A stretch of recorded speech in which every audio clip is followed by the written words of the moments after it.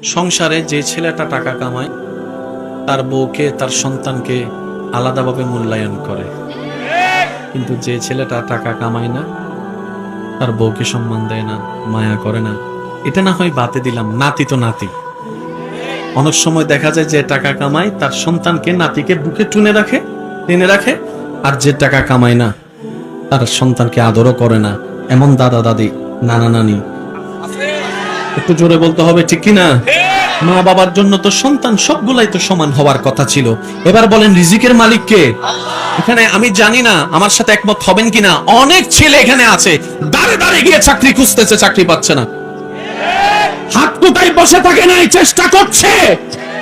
সে ব্যবসা করার মতো কোন নাই তো করবে কি? তাকে তো টানা দিলে হবে না, তুই আকাইম্মা বসে রইছস এমন বললে তো হবে না।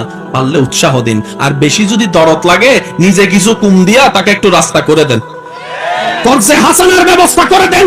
তোর আমি 10 লাখ টাকা দিলাম, কোনো সুদ দেওয়া লাগবে না, প্রত্যেক মাসে মাসে এটা দিয়ে ব্যবসা করে আমার টাকা আমাকে রিটার্ন করে তোকে কর্জে হাসান আমি দান করলাম। ওই এমন মনওয়ালা মানুষ তো পাওয়া যায় না, কিন্তু আঙ্গুল তুলে অপমান করার মানুষের অভাব হয় না। কথা বলেন ঠিক কিনা? সুযোগ পাইলেই শুধু মানুষকে অপমান করে।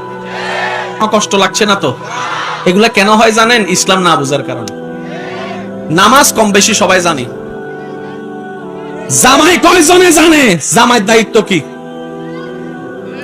বউ কয়জনে জানে বউয়ের দায়িত্ব কি?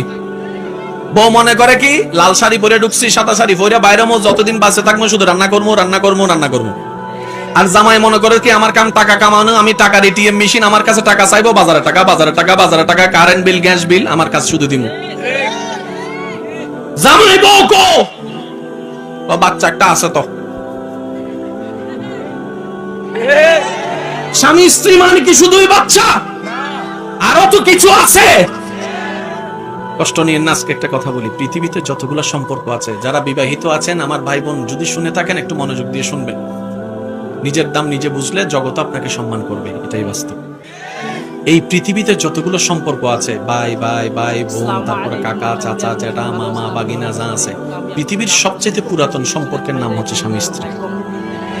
সুবহানাল্লাহ বলতে হবে। পৃথিবীর সর্বপ্রথম মানবকে হযরত, পৃথিবীর সর্বপ্রথম নারীকে হযরত মা হাওয়া।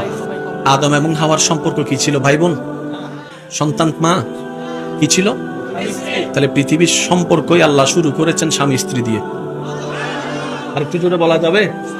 আবার আমরা যখন জান্নাতে যাব তখনও সম্পর্ক বজায় থাকবে স্বামী স্ত্রী।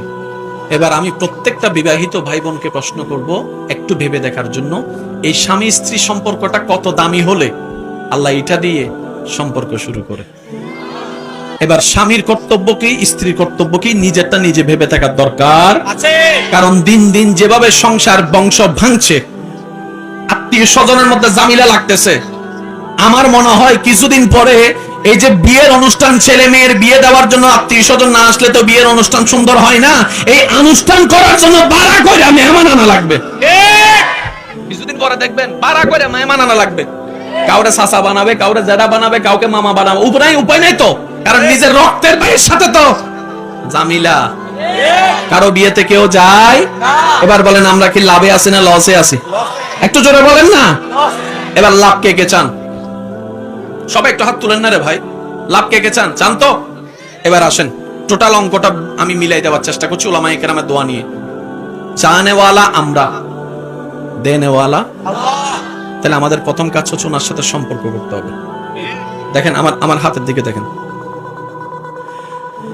আল্লাহর রহমত আপনার মাথার উপর আসবে, আপনি রহমতের ছায়ার তলে থাকবেন। এটা আসতে সময় লাগবে না, এমনি চলে আসবে নাকি চাইতে হবে? চাওয়ার জন্য কিছু দরকার আছে না? এই দরকারের কিছু নিয়ম দরকার নাই, ওই দরকারের নামেই হচ্ছে ইসলাম। সুবহানাল্লাহ বলবেন না?